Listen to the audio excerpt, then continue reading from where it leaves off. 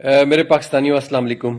میں مفتی کفایت اللہ کو پرویز مشرف کیس میں سن رہا تھا۔ آغاز میں کہوں گا کہ مفتی صاحب کی جو فہم و فراست ہے اور معاملہ فہمی ہے یہ اس بچے سے زیادہ نہیں ہے جو کہ شام کو ریلوے اسٹیشن کے اوپر گرم انڈے بیچ رہا ہوتا ہے۔ اور اپنی سٹیٹمنٹ کو جسٹیفائی میں اس طرح کرتا ہوں کہ مفتی صاحب کہتے ہیں کہ D G S P R غلط بیانی سے کام لے رہے ہیں، فوج کے اندر کوئی اضطراب نہیں ہے، اگر ہوتا تو فوج بارڈر سے واپس آتی۔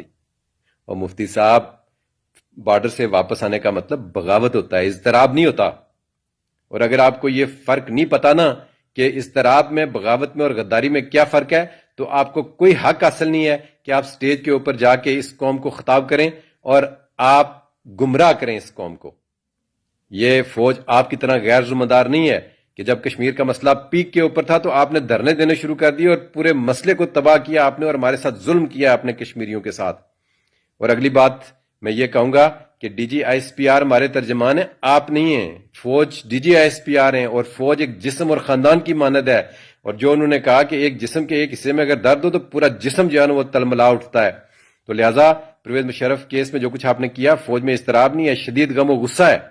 چیف جسٹس صاحب کا مثالیں دیتا رہا کروم ویل کی کہ قبر سے لاش نکال کے تو اس کو لٹکایا گیا تھا، وہ انتقام لیا تھا چارلس ٹو نے اپنے باپ کا، چارلس ون کو کروم ویل نے ہینگ کیا تھا، اس کا کوئی ٹرائل نہیں ہوا تھا۔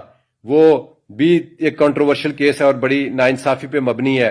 پھر ویسٹرن دنیا کی کیوں مثالیں دیتے ہیں؟ آپ کے پاس قرآن مجید نہیں ہے، آپ کے پاس اپنا آئین نہیں ہے؟